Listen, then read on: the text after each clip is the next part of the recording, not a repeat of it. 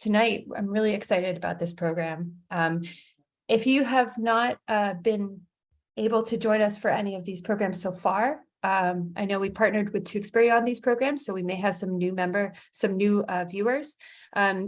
Jane Oneail holds a master's in art history from Boston University and a master's in education from the Harvard University Graduate School of Education. She's a New Hampshire native and has worked at some of the state's most esteemed cultural institutions, including the League of New Hampshire Craftsmen, where she served as executive director, and the Currier Museum of Art, where she held the role of senior educator.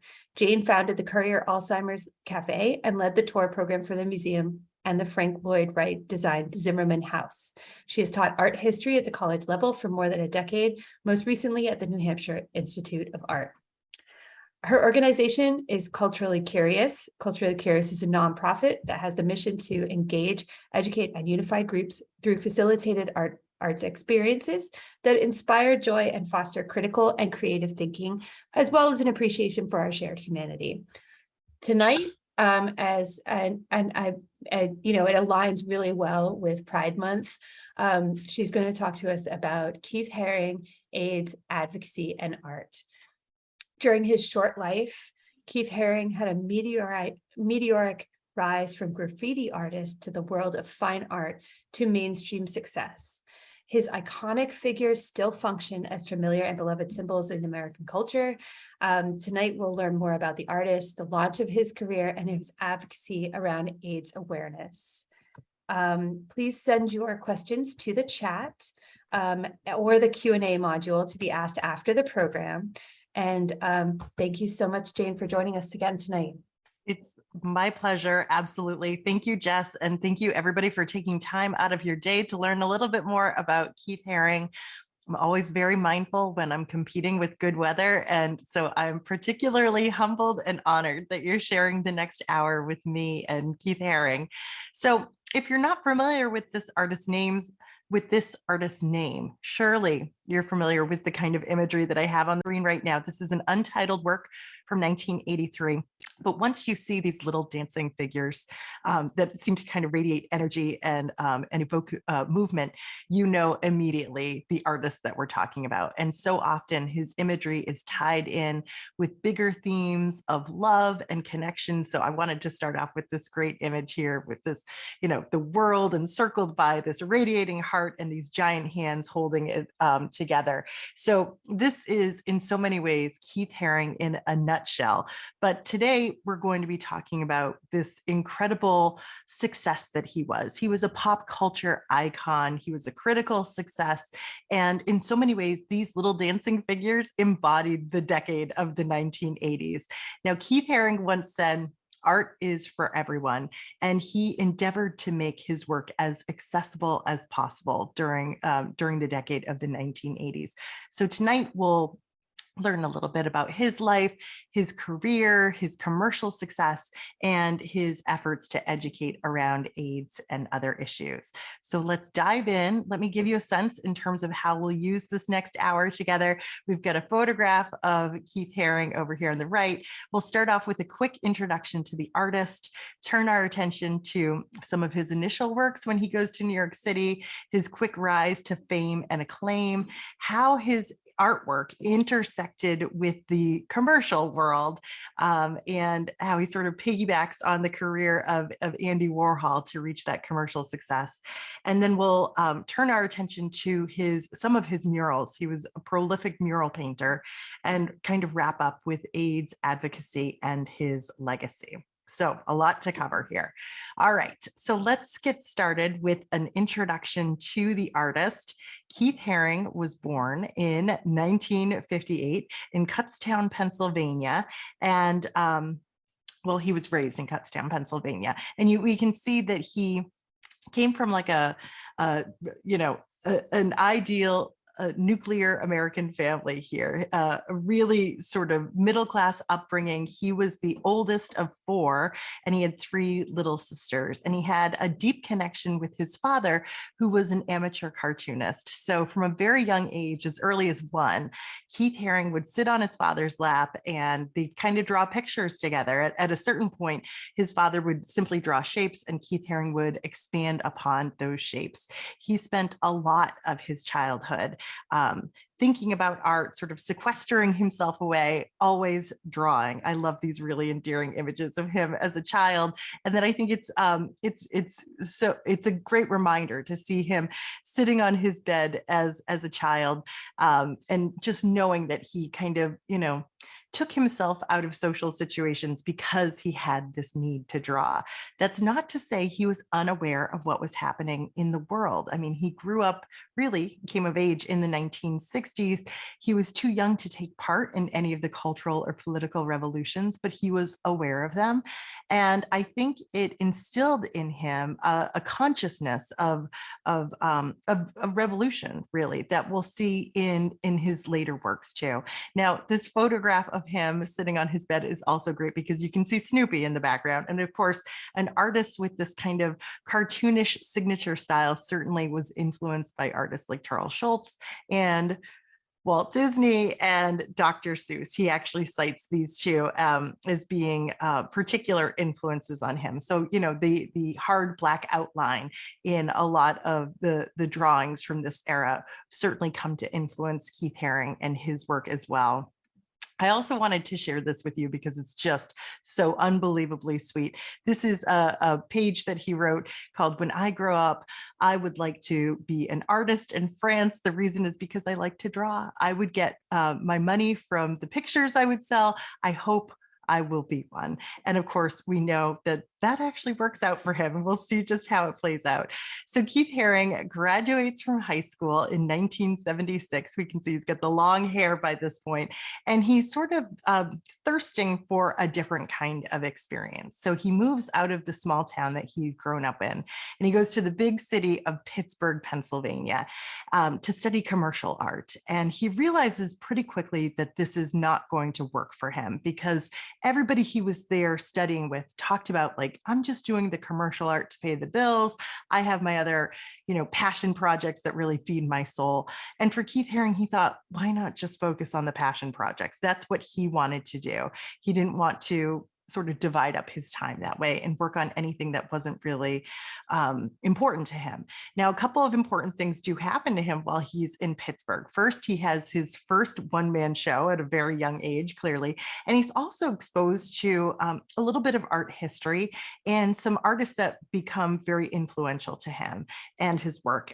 The first is Jackson Pollock. We can see 1950s Jackson Pollock over here on the left. This one's called Convergence. And what you'll see in terms of an influence from Jackson Pollock is this kind of all over abstract patterning in Jackson Pollock's work. That the emphasis on lines, certainly, you can just kind of follow one particular color around in Jackson Pollock's paintings. This is something that deeply influences Keith Haring, and we'll see how it kind of translates into his work in his kind of cartoonish style. The other aspect of Jackson Pollock's work that I think comes into play is that Jackson Pollock would almost go into a trance when he was creating these splatter paintings on the floor. He was letting his unconscious guide so much of that process. And I think we'll see a little bit of that with Keith Haring as well. Another major artist that Keith Haring was influenced by and exposed to at this young age was the artist Christo, or we know them today as Christo and Jean-Claude. And a work like The Running Fence, this 24.5-mile, 18-foot high fabric fence that ran along the California coast, something like this was galvanizing to a young artist like Keith Haring because it was temporary, it was sort of ephemeral that way, and it involved engaging all these different people in the entire process. So Keith Haring was really sort of floored by the idea that you could take art outside of the museum world, outside of the gallery world, and create something really novel using people and interacting with people, making art accessible, which becomes his core core driver throughout his artistic career. So after he leaves his commercial art program, he moves to New York City, the big city, and it's right around 1980 at this point. So he enrolls in the School of Visual Arts, and he's studying painting, sculpture, art history, performance art, and importantly, semiotics. So he's studying the whole history and interpretation of signs and signifiers. And I think that really comes into play. We'll look at how that comes into play when he starts creating works in his signature style. So he looks a little bored as he's riding the train in this early picture, but we can see that that he is surrounded by this kind of visual world that is going to inform his work and sort of feed his inspiration over the years ahead. He's also living in New York City in the East Village at a time when there's all these young creatives coming together, kind of working outside of the norm, the accepted world, as like, you know, you have the rise of the yuppies in New York City, and just a sort of this new fast moving economy. There are these young creatives in the East Village who are making things outside of that, responding to it in so many ways. So let's turn our attention to the work that Keith Haring was creating in those early years in New York City. So he's a young art student, and what is he most interested in? He's most interested in the graffiti that he saw in the subway stations. Now, please note, these images are not works by Keith Haring, but this is the sort of thing that he was seeing when he was going down into the subway and taking the train cars that were absolutely covered in graffiti. And for Keith Haring, he wrote about how it was the most beautiful thing he had ever seen. And of course, these subway artists were spending, you know, all night working on these designs. And most of them had, you know, the same thing in common, you know, this hard black outline to a lot of the designs, all over patterning, artists working really quickly without necessarily having a game plan in mind. So there was a lot to it that that Keith Haring just very quickly responded to. It resonated with him. And when he was a young student still studying at the School of Visual Arts, he meets and befriends an up-and-coming graffiti artist named Jean-Michel Basquiat, who of course becomes one of the most celebrated artists of the era. So here they are together as young men. I just love how sweet and innocent they look in this photograph over here on the left. And on the right, you can get a sense of Basquiat's early graffiti work. It was mostly text-based. But even at this early stage in the 1980s, Keith Haring had the real sense that the world of graffiti art really belonged to Black men and Latino men. And he thought, you know, I don't want to usurp what they're doing. I don't want to be like the white guy that comes in and says, I can do this too, or I can do this better. So he wanted to find a different way to express himself that was similar. It had that same sort of immediacy that it would get out to everybody. But he needed to find a different way to do that. So he did a few experiments. Some of it was spray painting, but a lot of it was text-based. And what he would do was kind of rearrange words from the headlines of the New York Post and create his own headlines, Xerox a bunch of copies of them, and then plaster them all over lampposts in New York City. These rearranged headlines that he was creating oftentimes dealt with issues of power and violence and subjugation. He really liked the idea that he could just put them up and people would be confronted with them, and it would sort of become a part of their consciousness without them even realizing or agreeing to that. But ultimately, he finds his medium one day down in the subway. What he encounters is the fact that the New York City subway system was renting out all of this designated space for ads. And when ads expired, they would simply put a piece of black paper, black matte paper, over the expired ad until somebody else came along and paid for new ad space. And so Keith Haring, all of a sudden one day, he looked at that black matte paper and he thought, that's my canvas. And he went up to the surface level, up into the city, bought some chalk, and immediately came back down and started creating works of art on these black matte paper sheets that were all over the subway system. I love this image here because somebody's on a payphone. First of all, they don't even exist in New York City anymore. Just casually having a conversation as a graffiti artist is making work next to her. And I think what's really important to know is that he was making these drawings without any preparation, without any plan, and he was doing them very quickly. You can go on YouTube and watch videos of him just really, busting one of these out in the space of a minute or two. They always had a white frame around them, so they were sort of contained, almost like a cartoon panel in some ways, and they all have these recognizable silhouettes they're sort of like chalk outlines in some ways. So he was going from subway station to subway station, and he would do anywhere from like 30 to 40 new drawings a day. And he's always working quickly because he was in the habit of working quickly in general, but he was trying to evade police because this was still considered graffiti art, even though it was chalk and it was on a temporary sheet of paper. But he loved the idea that what he was creating in the subways was going to be seen by millions. So he develops his own visual language here, and he changes things around, sort of like the words in a sentence, so that they can have new meaning. Sometimes the barking dog is benign, sometimes it's ruling over people. Oftentimes you see things like pyramids or TVs or computers for heads, and we'll see this radiating baby quite a bit because he adopts that as his own personal brand, like his personal logo. All right, so here are a few more images of Keith Haring making these subway drawings. And these are great images because you can see people are kind of stopping and pausing to see what he's doing. And we get a sense of how he's using these same familiar symbols. They're almost like modern day hieroglyphs in some ways. Sort of reassembling them to make new meaning. I mean, what he's doing here is in many ways immediately accessible to so many people.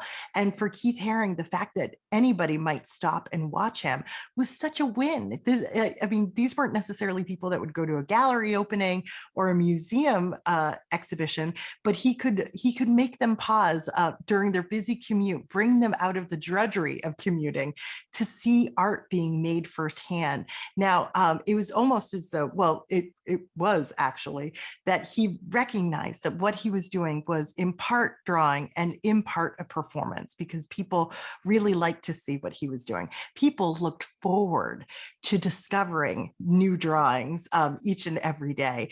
So you can think of these drawings as almost like, I think Keith Haring, to a certain extent, thought of this black matte paper as functioning like a TV screen that's been turned off, or a computer screen. And so he would add these images to them, always the chalk outline of a figure. There's no detail in terms of hair, face, clothing. These are archetypal figures. We can read them as representing all of humanity, representing ourselves when we see them. And so he always adds these little lines to indicate they're moving. So we see that these two figures sort of look like they're running together and they're both touching this heart. It's a very simple, very loving message. And it's rendered so quickly with this real confidence in terms of how he completes these lines.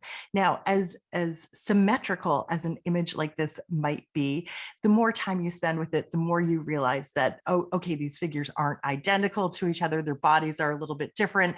The way he's laid out their legs are different here too. So he has a really good sense in terms of how to use space and negative space. But in the end, it's like he is eyeballing all of this. And like I said, he's doing this without any preparation. Here's another Keith Haring design where we can see that familiar radiating baby, this time inside a heart that is the head of this particular body over here.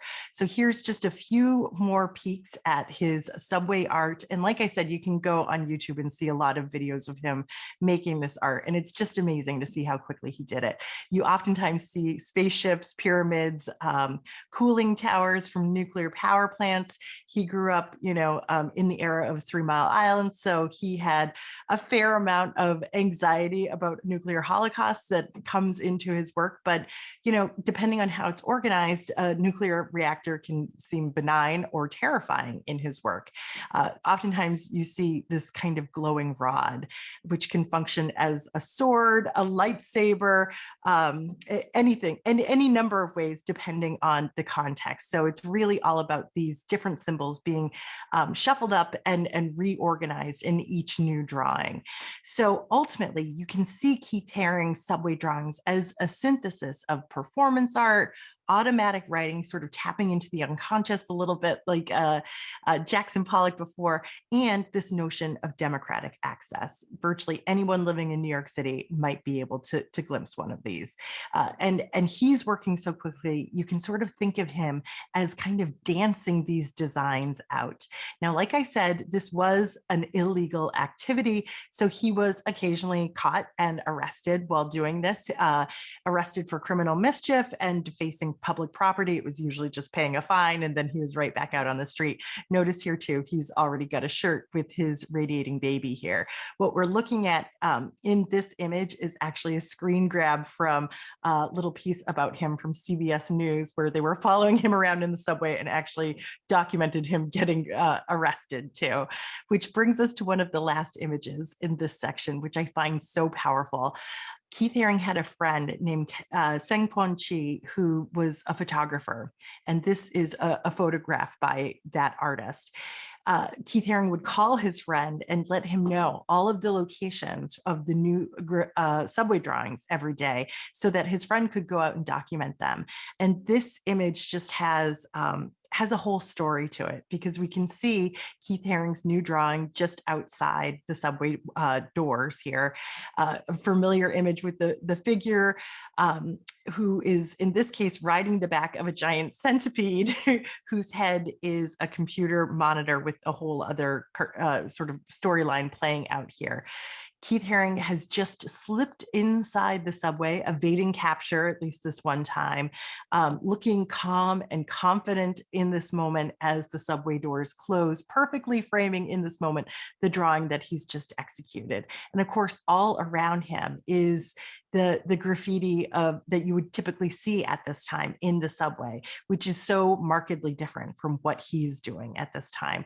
So we get a good sense in terms of the drama of creating artwork inside the subway at this moment.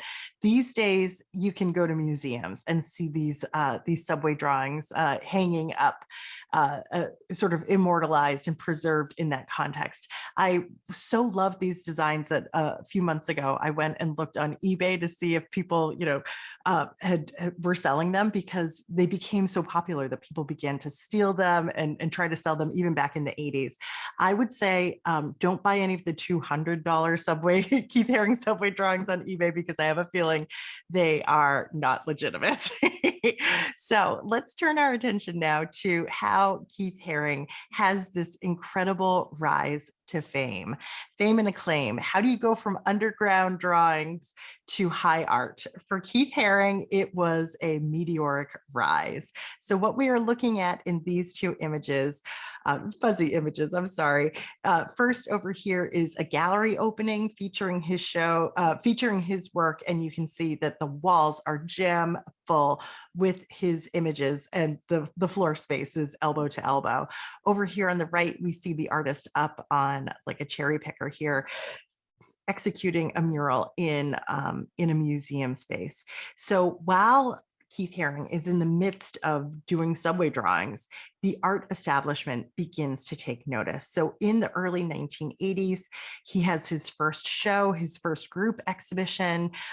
He's beginning to get invitations to paint all around the world. He becomes an international success for so many ways because of the subway drawings. He becomes familiar entity, a commodity even. Incidentally, this mural back here with the figures and the heart, we can see it better in this image. This is something that he could create in the space of 2 hours and sell for about $15,000 in the early 1980s. So he was doing very well financially as a very young man in the 1980s in New York City. So even though he's kind of penetrated this elitist, little snobby, skeptical world of fine art, Keith Haring really remained true to this underground culture that he was so attracted to in the East Village when he first moved to New York City. So he could move seamlessly from the world of high art to underground dance clubs. And I should say Keith Haring loved to dance. This is him right at the center of this picture, having like a cathartic experience on the dance floor. You've probably already noticed in the background, he has decorated this particular club that he's dancing in the Paradise Garage, which at the time was a multicultural, gay, straight, very open and accepting club down in the East Village. And this was a place where Keith Haring danced the night away all the time, and he felt like he could be his most authentic self. He absolutely loved the pulsating experience on the dance floor in this club, and he wrote about it being like a quasi-religious experience for him. So it's probably not surprising that some of his most recognizable figures are figures that are dancing. This is like Keith Haring at the Paradise Garage, essentially. It's people in all sorts of different poses. And at first you might even think, you know, those poses don't necessarily look very natural, but neither does what he's doing on the dance floor over here. I think he's really sort of channeling his own experiences dancing. And I think it is important in an image like this, even though it's so simplified and so cartoon-like, that these figures are all of different colors, because Keith Haring like to suggest, even subtly or blatantly in some cases, that people of all different backgrounds can come together and you know, have a quasi-religious experience dancing together, or other profoundly peaceful experiences together as well. So Keith Haring was a part of the club scene from the beginning and even sort of right up till the end. This is a photograph of him performing at an open mic poetry night at Club 57. Notice how he puts the TV screen around his face. That's a motif that he uses in his artwork all the time. And then this is a much later and sort of more sophisticated massive mural that he created for the Palladium nightclub. Now, Club 57 was really where he first gravitated towards when he first moved to New York City. And his close friend and fellow artist described the nightclub, Club 57, in this way. He said, "At Club 57, there were drugs and promiscuity. It was one big orgy family. Sometimes I'd look around and say, oh my God, I've had sex with everybody in this room. It was just the spirit of the times, and it was before AIDS. Everybody there was either living together or sleeping together." So just to give you a sense of what that might have looked like, we have Keith Haring hanging out, I'm presumably at Club 57. This is a Basquiat over here, Haring over here, and right in the middle, we have Madonna, young Madonna, who is leaning in to see some of Keith Haring's drawings over here. So in addition to Madonna, you have this hive of creative minds that are coming together. You have Cyndi Lauper and the B-52s, RuPaul, Fab Five Freddy, all coming together in this one spot and rubbing elbows and presumably sharing ideas. For Keith Haring, his relationship with Madonna is one that wasn't just fleeting. They developed a real profound friendship. Madonna characterized them as different sides of the same coin. We can see her over here wearing a leather jacket that he has decorated with his paintings. Incidentally, if you go back and look at the video for Borderline, she's wearing clothes that are covered with Keith Haring's patterns on them. And she herself picks up a spray can and starts doing some graffiti art in the video. So there's like some interesting cross-pollination there. Over on the right here, we have 2 tabloid magazines that Keith Haring has altered to include his Radiating Baby and Dancing Figures and that sort of thing. Now, these are tabloids that are focused on Madonna, and I just love them. Madonna on nude pics. So what? He altered these tabloids to give to her as a wedding present in 1985 when she married Sean Penn. So in addition to being good friends with Madonna, Keith Haring also establishes early on a relationship, a sort of a mentorship friendship with who else? Andy Warhol. So here he is with Jean-Michel Basquiat at Andy Warhol's studio, The Factory. Here he is with Andy Warhol taking those tabloids to those altered tabloids to get ready to go to Madonna's wedding. Being in Andy Warhol's circle was profoundly important to Keith Haring's career, and certainly the trailblazing that Andy Warhol had done in his career in terms of pop art, making artwork commercial and appealing, was something that, well, those are the coattails essentially that Keith Haring got to ride on. So Keith Haring honored Andy Warhol in his art by creating the character of Andy Mouse, loosely inspired, well, directly inspired by Mickey Mouse and the drawings that Keith Haring grew up with. And so he turns his mentor into a new American icon by adding the ears and oftentimes dollar signs to suggest that that Andy has this important role in American culture. And don't be jaded about the dollar signs, because for Keith Haring, the close association between Andy Mouse and money was the suggestion that Andy Warhol was the American dream because he had become so financially successful as an artist. Andy Warhol returned the favor by creating this really kind of dreamy silkscreen portrait of Keith Haring. This one, I believe, is on a t-shirt. You can sort of vaguely see the outline here. And Keith Haring also signed it with an Andy Mouse here. I imagine this would be quite the collector's item today. Because of this relationship with Andy Warhol, other relationships kind of came into place really easily. Keith Haring was introduced to the musician and model Grace Jones at a magazine shoot for Andy Warhol's magazine interview. He painted her body. They became fast friends and went clubbing together for years after that. He also worked with the most influential hip hop group of the 1980s, Run DMC, and we can see him here. I think this is probably for an ad for Adidas, and we can see the background. Keith Haring has done the artwork here. He's also did cover artwork, album cover artwork for Run DMC too. Keith Haring also became friends with Yoko Ono. I mean, talk about icons meeting icons, right? So here we see Keith Haring with Yoko Ono and one of her sons, and here's Yoko Ono hanging out with Keith Haring and his parents. You can only imagine what they thought of their son's meteoric rise in the middle of the 1980s.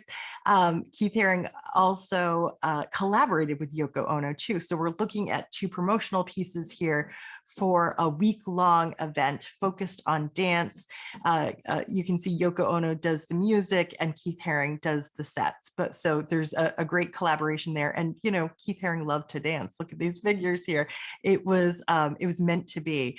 But this is a little series of photos that always blows my mind when I see it, because this is a series of photos from Yoko Ono's home at the Dakota in the Dakota apartment building in New York City, where we can see Keith Haring is there on the occasion of Sean Lennon's 9th birthday. This is 1984. And he's accompanied by none other than Steve Jobs, Andy Warhol, and some others.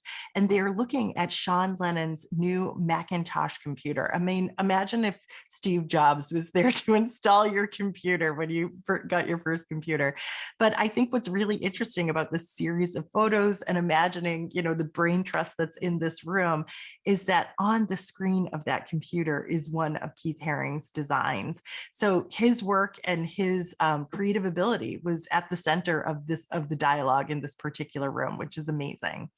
So we'll wrap up this section on fame and acclaim with this quick view into Keith Haring's apartment, which you can see was most certainly decorated by his friends, other graffiti artists here.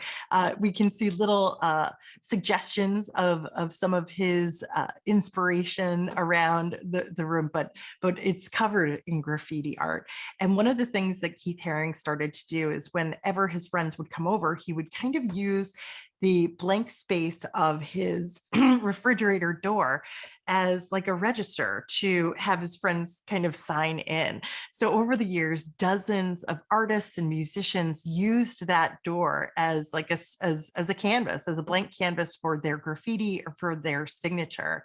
And so after he moved out of this apartment, the refrigerator stayed. The landlord repainted the apartment and rented it out to somebody else who immediately recognized the value of the door. And when the refrigerator died, she took the door off of the refrigerator, saved it from it going to the dump, and essentially stored it in her parents' attic for a couple of decades.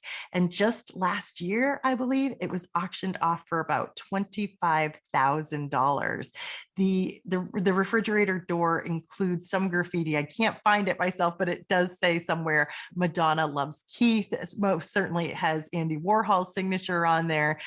There's a JM, which most people think is Jean-Michel Basquiat. So there's a lot of really famous people that have been included there.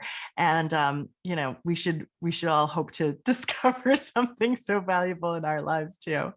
So we have this notion that he's famous, and what happens next is he becomes a commercial success. Now, this can be a tricky thing in the art world because you don't want to be a sellout, right? But the thing that happens with Keith Haring is that his images are so recognizable and seemingly so easy to copy that there are knockoffs almost immediately all around the world. People would send him merchandise that they were finding being sold in the streets of Brazil or Tokyo, wherever. They would send it to him and just say, like, look at this, people are dying for your work. And so here he is, I believe he's in Japan in this image, and he's pointing at work that is obviously a knockoff. So he realizes that there's a demand for what he's creating. And he is the artist that wants to make his artwork accessible. He doesn't just want to sell, $1 million paintings off the walls of galleries. So what he does with Andy Warhol's encouragement is he creates a shop in Soho in New York City called The Pop Shop. Note the radiating baby right there at the center.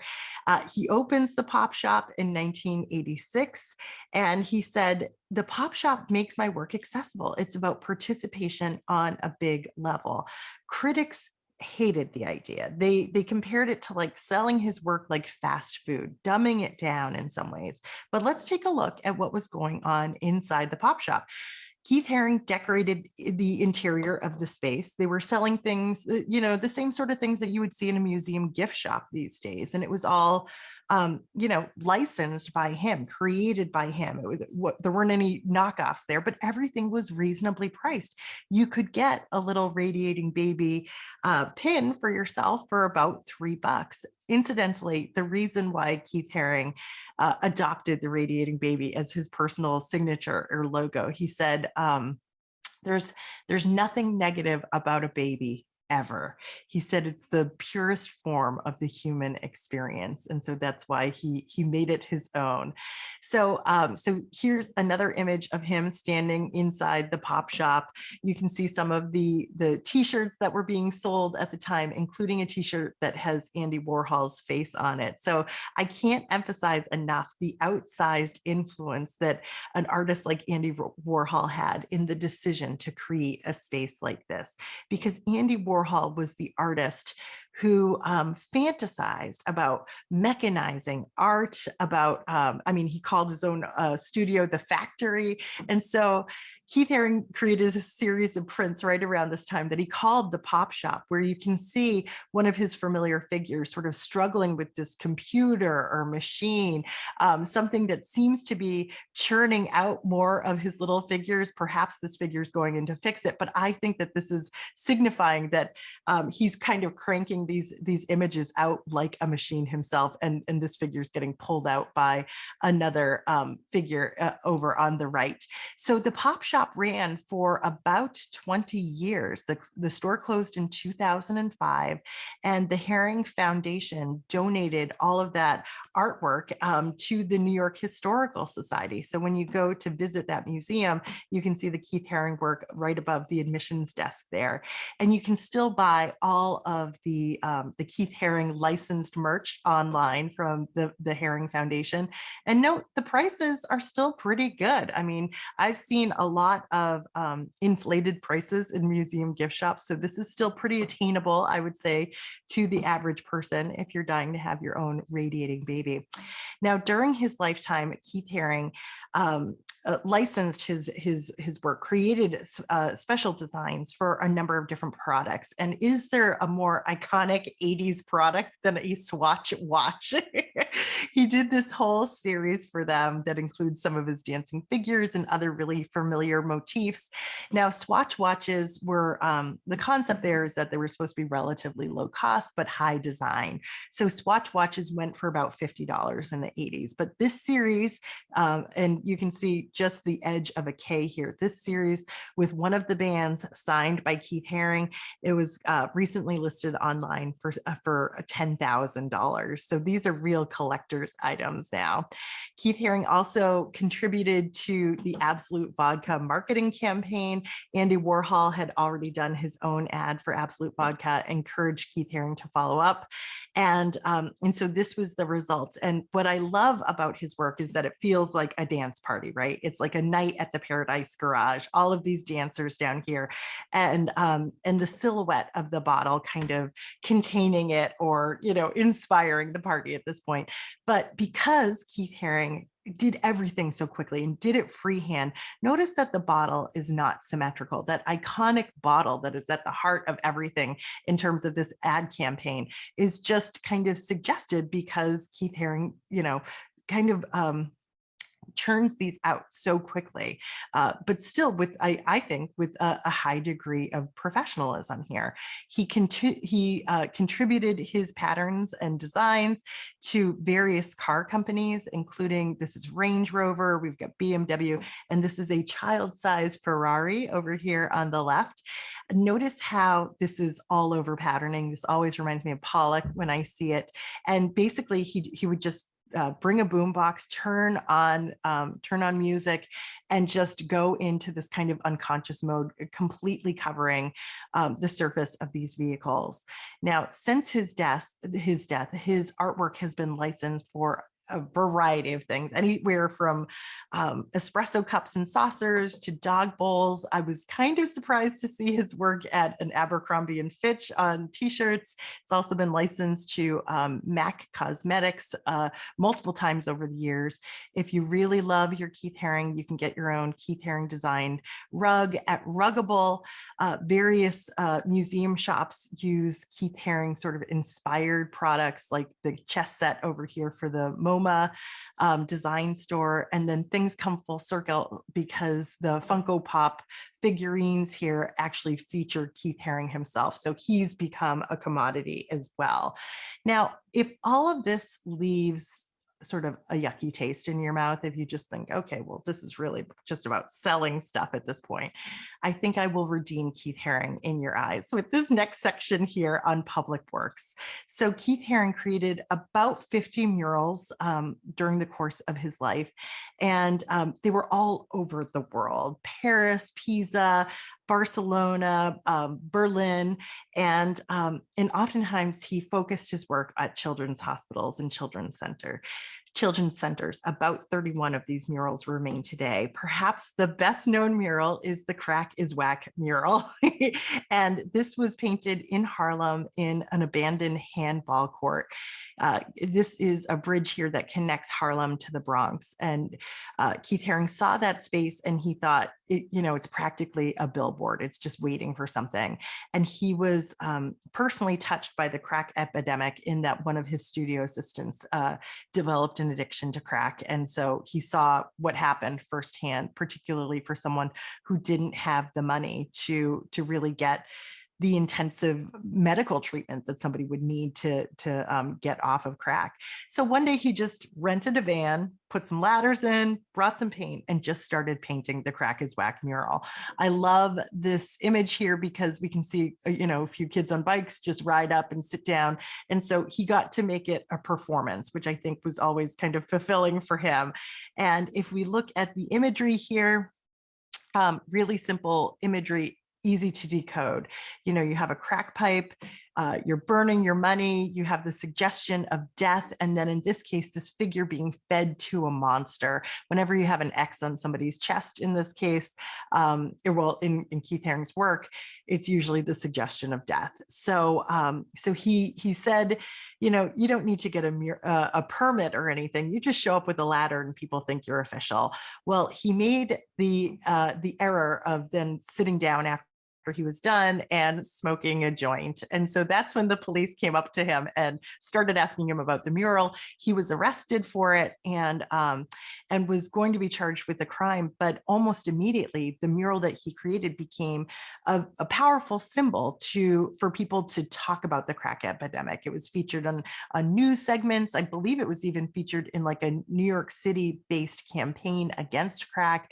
And so even the mayor at the time was in this difficult bind because he was anti-graffiti and anti-crack. He's like, how do I handle this?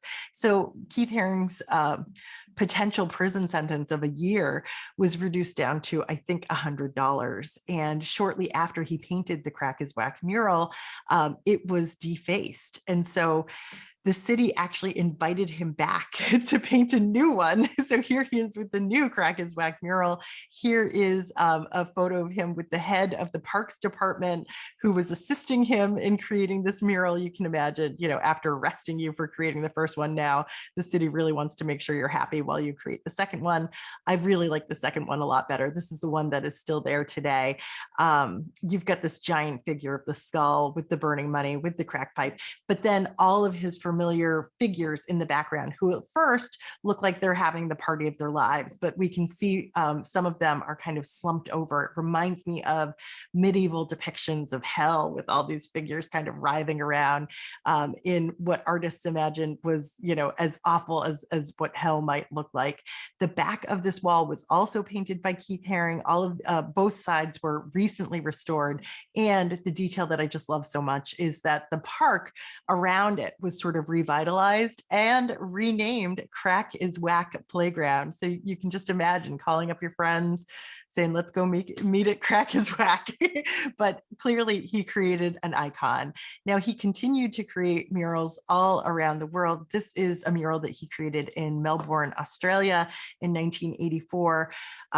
And what's really kind of amazing about his process is that even with murals, he wasn't doing preparatory drawings. He literally just started painting and really just didn't stop. He never even kind of stood back and looked at the entire composition. He just kept working. Even Michelangelo stepped back from the Sistine Chapel, went down to the floor and tried to get a sense of scale and proportion.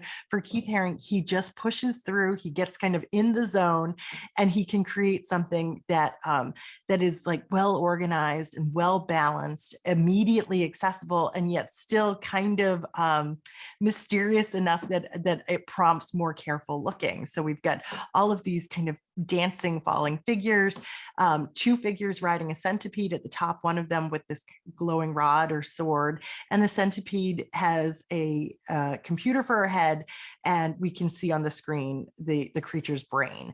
So there's a lot going on here. It's deceptively simple. Now, Keith Haring was invited all over the world. This is a mural that he did for a museum in Amsterdam. He was asked to spray paint this piece of vellum that sort of modulates the light in this big open area.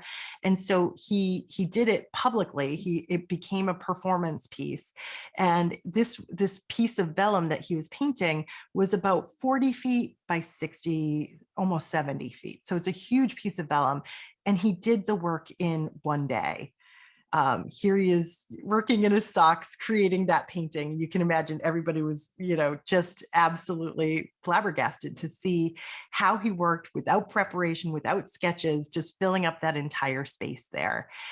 He was actually invited by the Checkpoint Charlie Museum to go to Berlin in 1986 to create a mural on the Berlin Wall. So he was going, sort of 6 feet into the territory of East Berlin to paint this massive stretch of the Berlin Wall, which is 14 feet high. His section was about 300 feet long, and he was very well aware of this symbolic significance of him painting this. And he was well aware too of the danger he faced in doing this. There were armed guards on the eastern side of the Berlin Wall who were standing there watching him. But the wall, because it was, a symbol and a functional symbol of divisiveness, it was really the antithesis of everything that Keith Haring stood for. I mean, he was drawing symbols of love from the get-go. So he was risking arrest. He was risking death, really, by doing this. And he takes up the commission. He decides to have the yellow background that was painted in advance of his arrival. And he decides to create this chain of figures in black and red, recalling the traditional German flag, unifying these figures together. And he paints really quickly. And while he's doing it, he's surrounded by reporters. There's a helicopter, an American helicopter, buzzing around over his head. He said he'd never worked in such circus-like conditions, but he stayed really, really tuned in to the humanitarian reason why he was there. He called it a humanistic gesture, even if it was a provocative one. He knew that it was just going to be a temporary art installation, but to him, it was a political and subversive act to just, mentally destroy the wall by painting it. So here he is with the finished product. It only took him 5 hours to paint this work, this 300-foot long stretch of the Berlin Wall. And the New York Times wrote, "The entire world should know that it happened," reinforcing its political significance. Now, almost immediately, it was defaced. It was destroyed by other artists. One artist in particular who added a lot of gray there said, the Berlin Wall is such a dark symbol. It shouldn't have, happy cartoons painted on it. And over, the course of the next few months, it became hard to even find the remnants of what Keith Haring had painted. So we all know, of course, that within the space of just a few years, 3 years later, the Berlin Wall came down. And just 100 days after that, Keith Haring would pass away. So, so these days, the wall isn't there. Keith Haring is no longer there. But he knew, and he even wrote about in his journal how it's, the camera can make these things permanent. So even if the work of art itself is a temporary, ephemeral installation, it can still have tremendous power and impact. One of the last major works Keith Haring did was this mural that he created in Pisa, Italy. He was invited to paint on the side of a church there. And at this point in his life, he's doing a lot of really fun, kind of fascinating, surreal forms. He's still using his familiar archetypal characters, but he's transforming them into other beasts. Sometimes they have tails, sometimes they look like they are part human, part bird. I mean, he's modifying these figures in fascinating ways, but he also includes things like a devil and an angel, a mother and a baby, things that have defined his work from the get-go. But it's clear he's feeling a little unchained, untethered here. But ever the promoter, ever someone who really understands marketing, his promotional materials that he designed for that campaign are classic Keith Haring. Now, I just wanted to show you very quickly just a few works that he did with or for children, because that was such a huge part of his personal mission during his lifetime. This is a massive mural that he created. It's 6 stories high, created in 1986 in celebration celebration of the 100th anniversary of the Statue of Liberty. So he did this entire painting without any preparation, without any plan or design. He did the outline of the Statue of Liberty, and then he invited 900 children from all over Manhattan, all 5 boroughs, to come in and fill in the work with different colors. So it was a real collaboration, and in the end, this 6-story high work of art, I believe it's one of his biggest, it still represents, you know, all that is patriotic. In fact, you can see Paul McCartney sang in front of it at the Super Bowl in 2002, just on the heels of September 11th. So the whole country was feeling like they needed these symbols of unity and patriotism, and that's when this work by Keith Haring, you know, could really shine. His commitment to children extended to a lot of commissions for painting murals at children's hospitals. We know as a young boy, he wanted to paint in France. This was a children's hospital in France. You can see the Eiffel Tower in the background. He painted an exterior stairwell with these familiar dancing figures, but also, you know, the bright primary colors as well. The hospital is no longer there, but they preserved the stairwell. So now it's like the Keith Haring Tower there. And some more work that he did just outside of a children's hospital in Long Island was he had his designs commissioned into sculptures. And he said that he always imagined his sculptures as things to play on. I really love his figures bending over backwards like this. I think he could have had a wonderful second career as a playground designer. So we'll wrap up this section about public art with this sort of unusual commission towards the end of his life. This is 1988, and you can see here that there's just something off about his pose here. He looks a little dejected every time I see him. He doesn't look proud of his work. He doesn't look like he's particularly happy in this moment, because he is actually at the White House. He's done this mural, which would be as part of the Easter celebration at the White House. Now, it's always an honor to get invited by the president to participate in anything at the White House, but this was Ronald Reagan, and this was in the middle of the AIDS epidemic.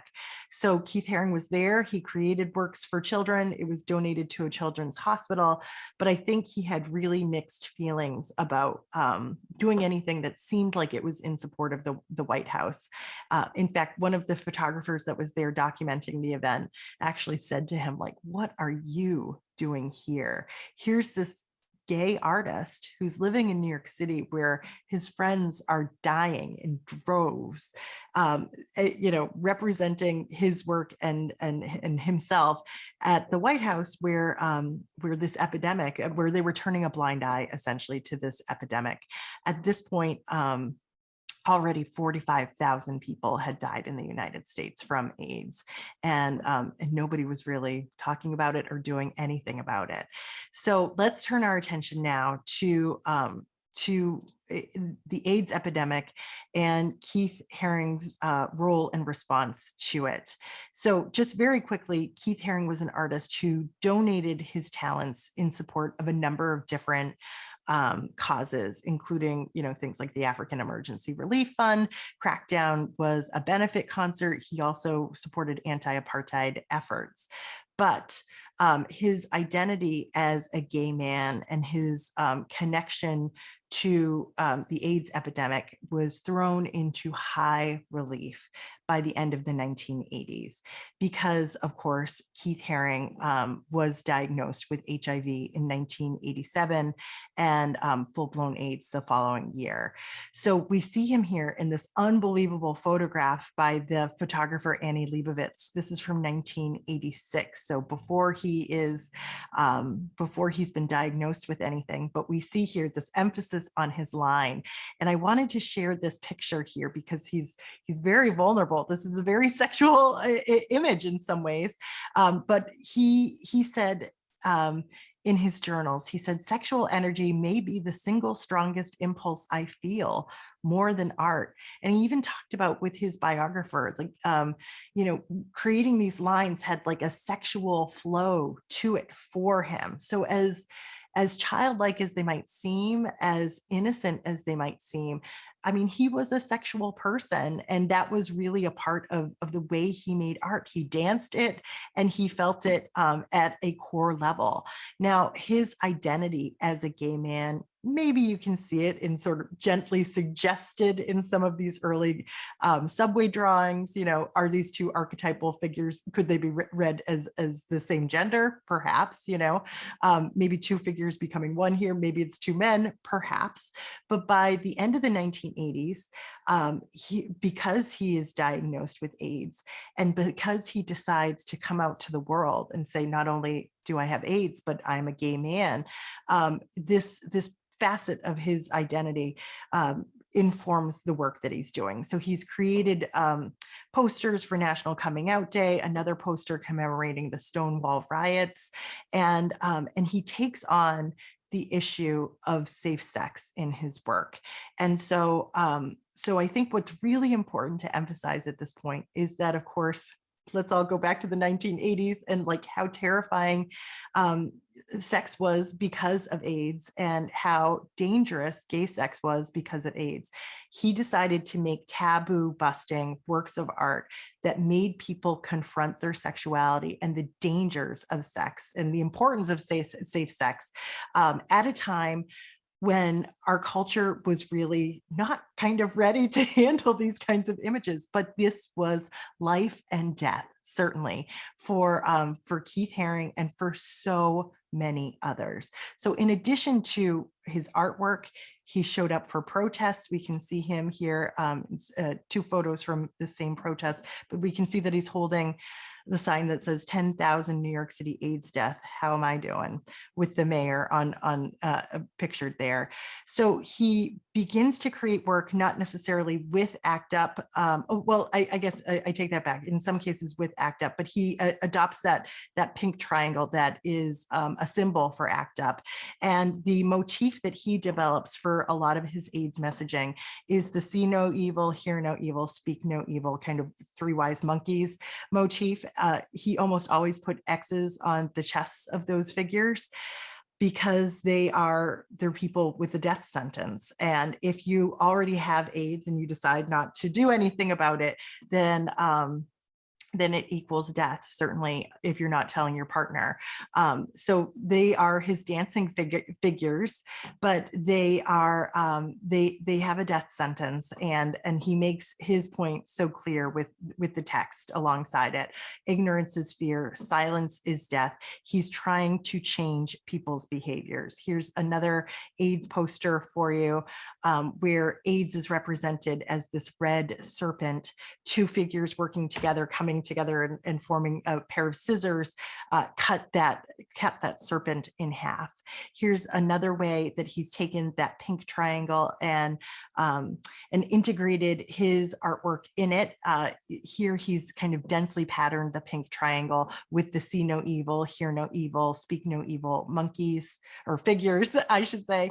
And then he's even lent those same designs to a guide for teens. Notice in this case, these figures don't have X's on their chests. He's telling people who may not have any experience with AIDS, may not have any understanding of AIDS, even if you're not sick with AIDS, if you turn a blind eye to it, it could have disastrous results for everybody. Here's another poster that he did for ACT UP, the familiar dancers, in this case with X's on their chests, and instead of really dancing, they've got this pose of I always read it as like exasperation, but this is acting up. They're doing something for life to change, if not their own outcomes, then the outcomes of other people who are at risk.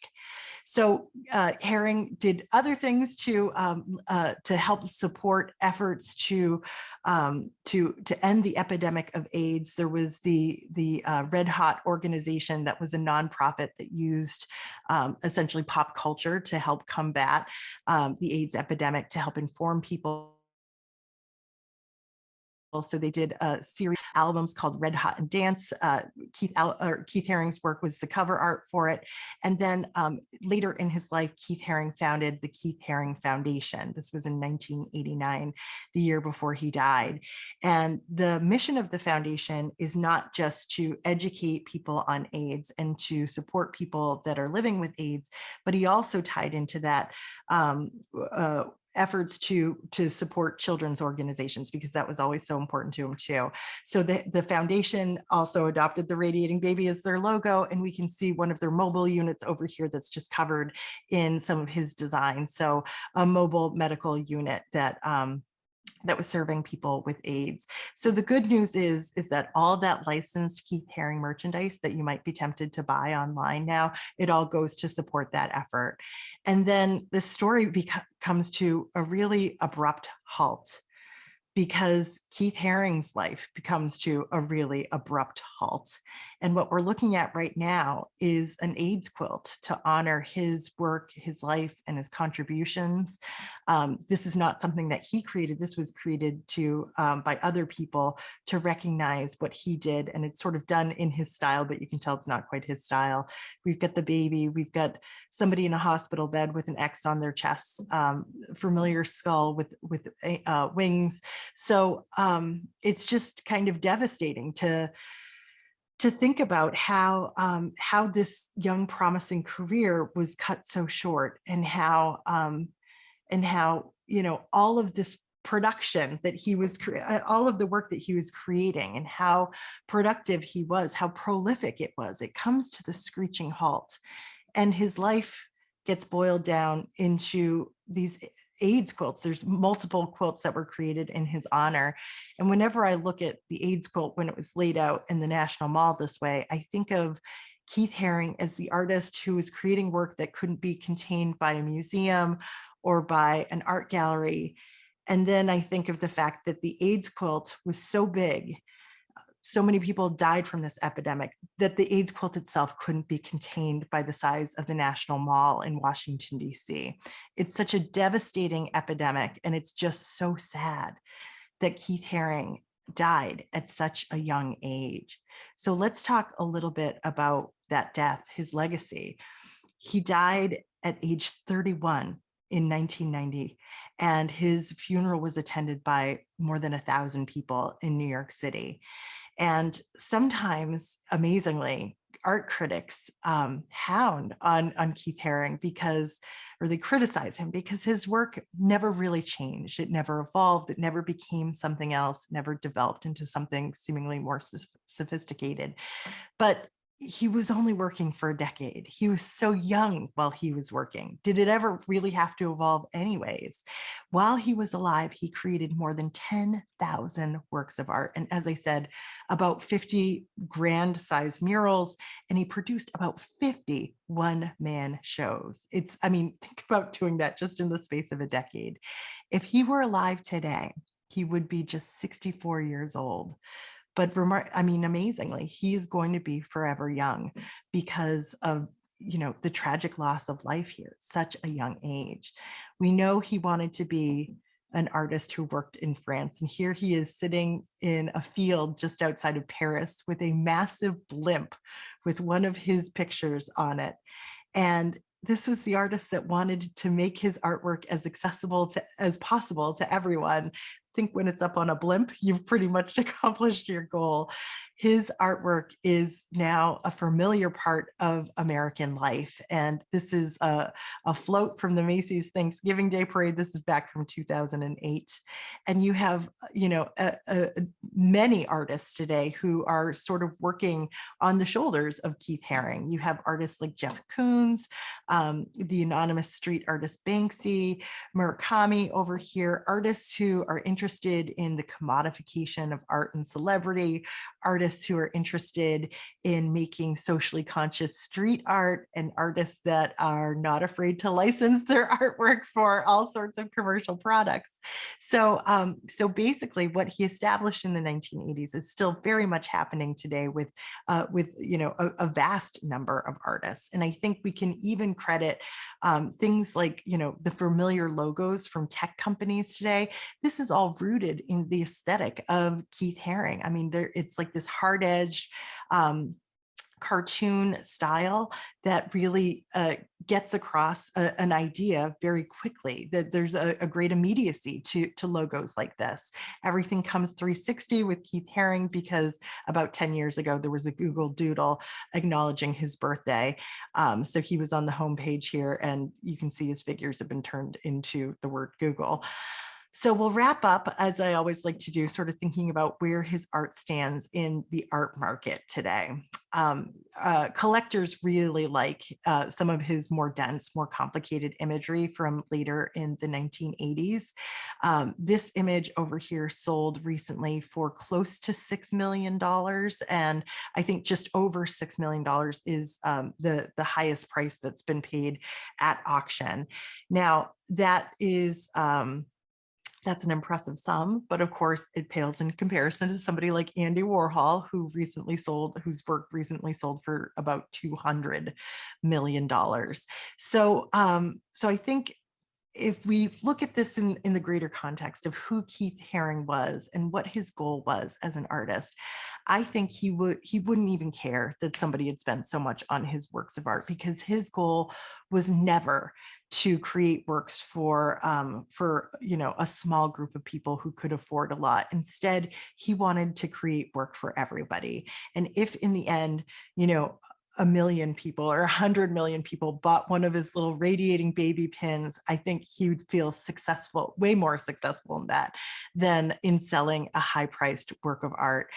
Keith Haring wanted to create work for everybody. And I think just based on the fact that we all recognize these images and we know and love them today, I think he was successful in that. So I'll end there for now, and I'll start going through some of these questions in the chat along the way. See if we've got anything I can respond to here. Oh, Janine has added that that refrigerator door was featured at a Basquiat show last year at the MFA. That is very cool. I didn't know it was so close in Boston. Thanks for sharing that, Janine. Julia has asked, is this slideshow available? Thank you for saying you love everything about it. And yes, the Chelmsford Library is so great and diligent about recording these and sharing them with people. Jan, I love that you have enjoyed tonight's program. Thank you so much for your kind words. Linda, you as well. Let's see. I hadn't realized the connection to Pollock before, but see it clearly now. Yeah, it's really fun to think about how their process was so similar. I guess this isn't really Kelly's cup of tea, but looks like Michelle enjoyed this as well. Thank you. And then Linda also commented that it's interesting that so many of his works seem so asexual. Yeah, they seem really, really benign. So it's interesting to think that that the issue of AIDS was as so important to him that he was willing to make it something other than that simple benign subject that was appealing to so many people, that had that really broad appeal in order to give it sort of the political oomph that it needed to have in order to save lives.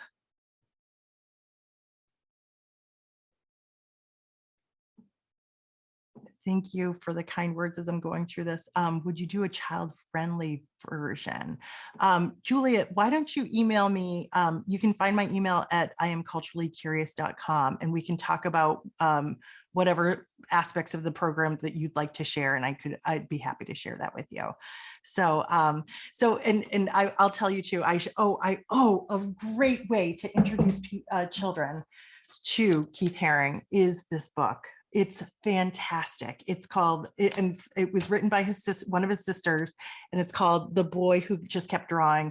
I shared this with my 7-year-old, and as we're reading it, he would get up and he would dance, and he just loved it. And at the end, it shares with you a lot of the images that are featured in the book, and gives you like a great little background for it too. So I highly recommend the book as like a starting place, but feel free to reach out to me too.